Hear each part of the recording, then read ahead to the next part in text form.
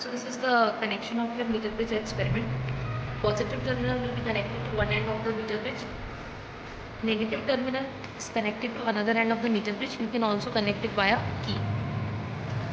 This known resistance box is connected here from both the sides, two terminals. Galvanometer positive terminal is connected to one end and negative terminal is connected to jockey. And this unknown resistor, which we have to find out the value of this resistor, we have to connect it at one right empty space. You can interchange this space.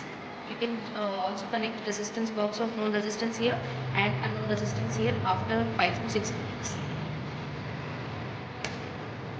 You can check whether your corrections is right or wrong after seeing the deflection on galvanometer. Here the galvanometer is showing deflection. It means our experiment is working properly. We are taking readings on 1 ohm resistance. Known resistance is 1 ohm. We are finding out the zero deflection here. Approximately at 72 centimeter we are getting our balancing length, where galvanometer shows zero deflection.